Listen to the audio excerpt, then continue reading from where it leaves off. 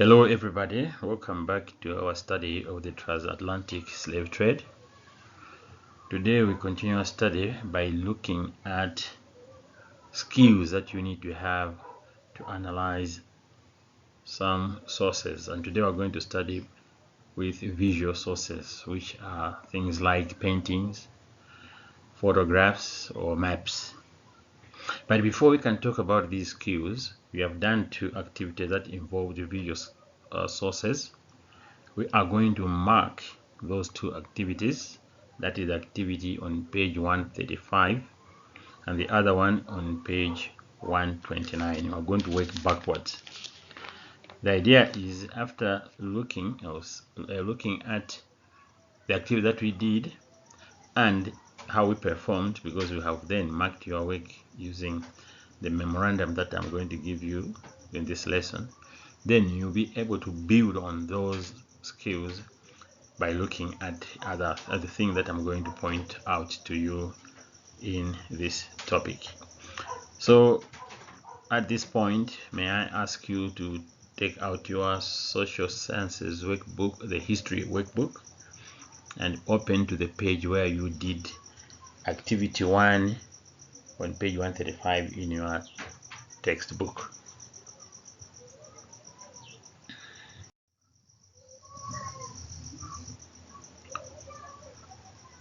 Activity 1 on page 135. All right, let's go to the first question. All right, take note before we start that these answers are in the memoranda that I've put on Teams under files. So when you make time, if you can make the time to go there and see those answers, they are more detailed than what I have in front of you right now. So that might help. Okay, let's go to question number 1. It says, refer to source A on page 133. Who do you think drew up the American Declaration of Independence? Choose from this list. So we have poor men, we have slaves, we have rich men, rich white men and women, and then the poor women.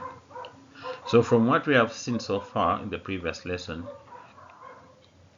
we know that no one else was allowed to vote except the rich white men.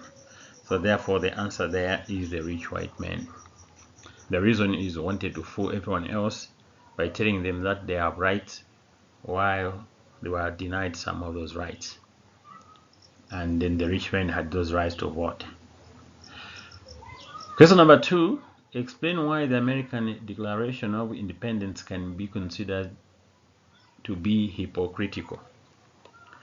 We said this is so because it said that all people are equal and have God-given rights, yet some people were denied a right to vote, among other rights. We know women were not allowed to vote because they are women. Slaves were not allowed to go to school, were not allowed to own property, they are not allowed to vote. So therefore, all men are not equal in that instance. Question number 3, look at source B and answer these questions. 3A, who do you see in the picture? In the picture, we see two people, a white slave owner and a black slave woman. B says, what is each person doing? The white slave owner is smoking his pipe, and the slave lady is serving the master a beverage, most likely tea. They produced a lot of tea in America at the time. C, how can you tell that the picture was probably drawn by a slave owner and not a slave? Definitely this one was drawn by a slave owner because the master is drawn in a positive light in this. As you can see, he's big, he's in the foreground compared to the slave who is in the background and the small figure. And because he's big, you are able to see various features of this master.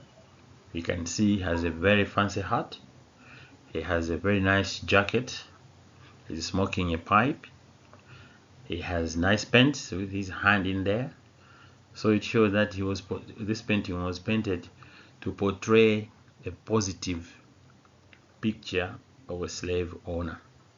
And then it looks very superior there because it is ordering the woman around to follow him with a cup of tea. D. Write a short sentence which says what you think the slave owner might be thinking. These are some examples. You can have your own examples, but it should be a positive thought. For example, I am rich. I've got it all. I love my life. And something like that. Or, and then D and E, write a short sentence which you construct what you think the slave might be thinking.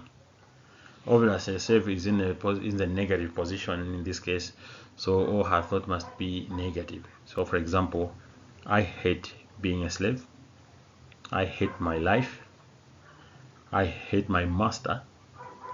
I miss my family.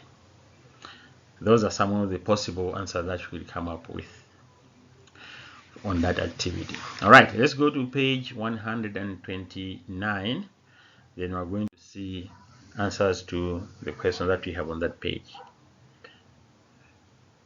Question 1 says, look at the map in source B. Why do you think the transatlantic slave trade is sometimes called the triangular trade?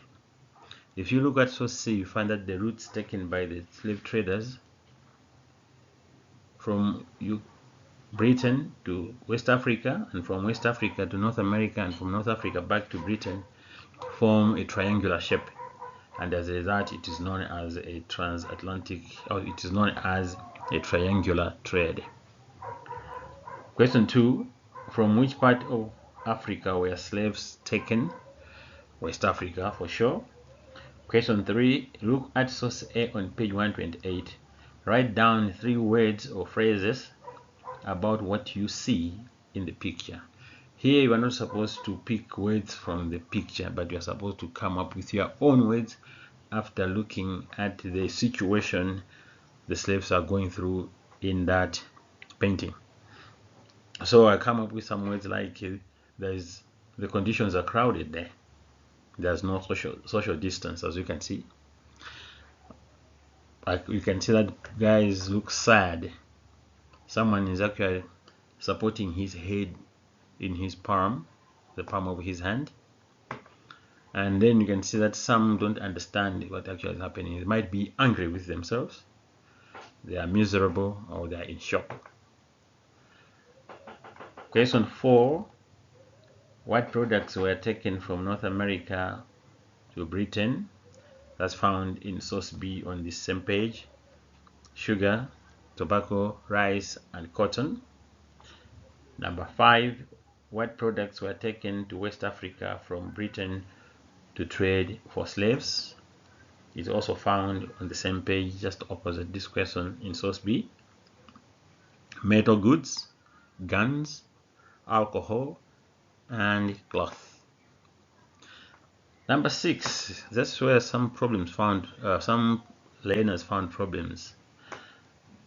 It says, say what effect you think the slave trade had on the economies of Britain, America, and West Africa. Economy means the process of trading, for example, process of industrial activity, development of businesses, of roads, buildings, various infrastructure. So slave trade helped a great deal in Britain, in that the economy of Britain grew and developed a lot. The reason is Britain used to benefit from cheap products that were produced in North America from slave labor. So they were able to process these and sell them at high prices to other places in Europe, bringing in foreign exchange, which actually helped build the economy of Britain. How about North America, it was the same thing. In North America, production was done by slaves. Main production was in agriculture, where slave labor was used, and slave labor was cheap because you pay only once to buy a slave, and he works for a lifetime producing stuff that the master sells and keeps the money. So because of that, the American economy developed a great deal. They were selling their products to Europe and then getting the money to develop their own country and establish industries. And then how about West Africa? That's where the problem is. In West Africa, men and women who are at the age of producing in the farms or in the mines were all carried off to North America, leaving behind the old and the disabled who were not strong enough to make the land produce. So because of that, everything went down when these able young men and women are taken to North America. So it deteriorated a lot. It fell. Poverty set in. Houses fell. No one could fix them. There was no trade. People could not even produce crops because they were afraid that before the crops mature, slave traders might come in and then carry them away. So yes, their economy actually deteriorated a lot.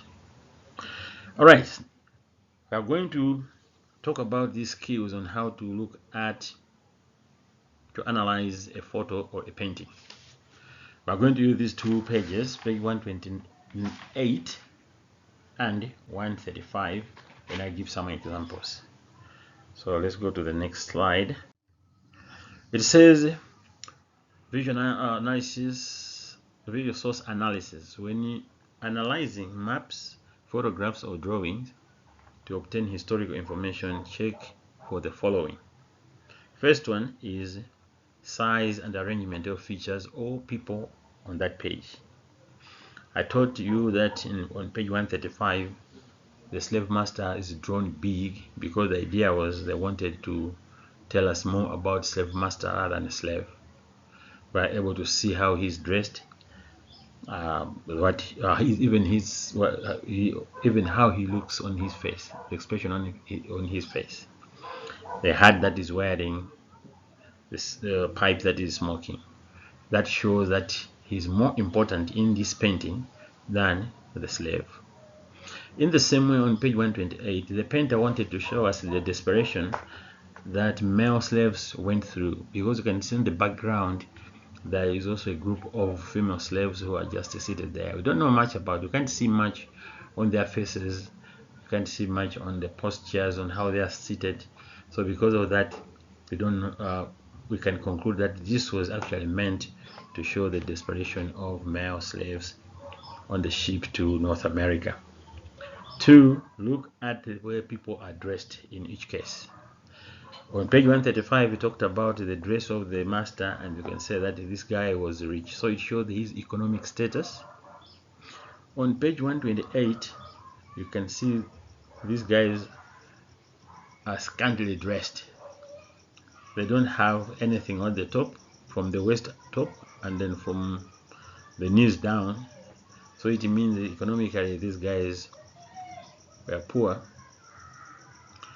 Number C, what people are doing in this case. It shows the roles that they are playing in this historical event.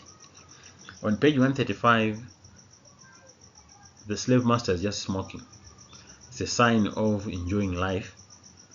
While the slave is working, is following him around on the fields with tea so that he can drink.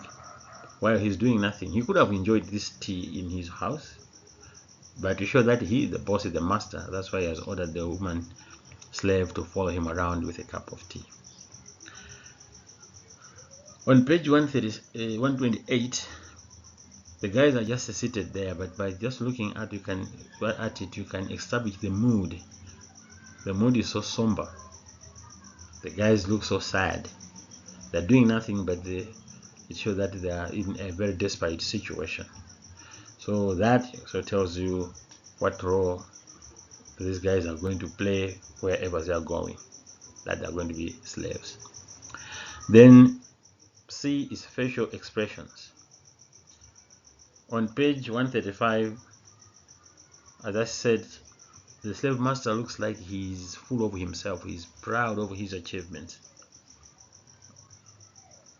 But on page 128, on the face there is it's almost blank. It tells the mood in which these guys are. The desperation, you can see it on his face, on their faces. So look at the facial expressions. It tells you what is going on in the minds of the people, especially. The posture also delivers to you the mood in which people are.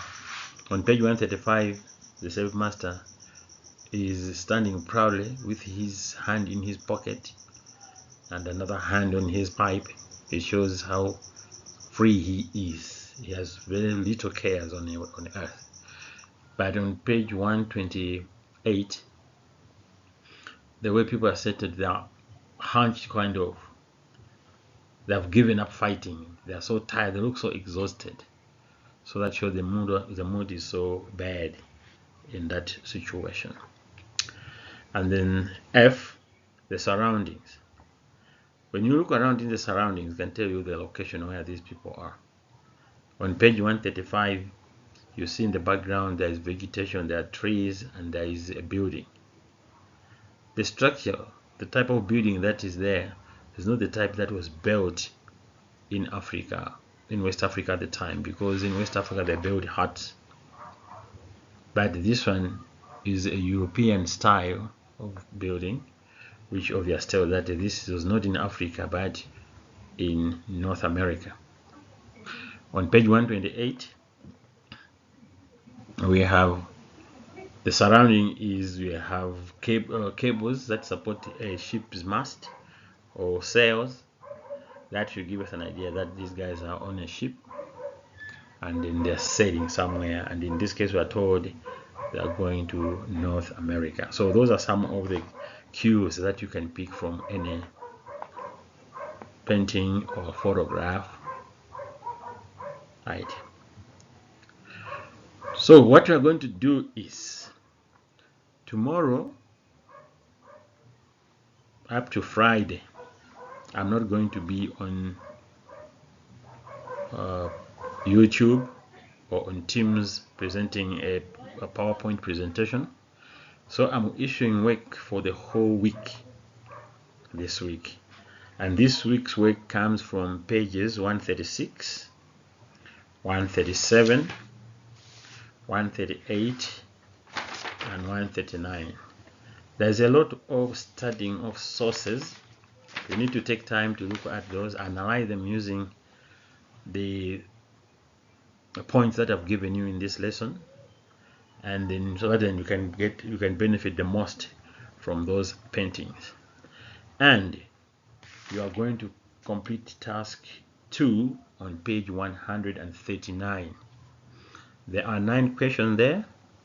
You are only going to do 8 questions. You are going to leave out question 9.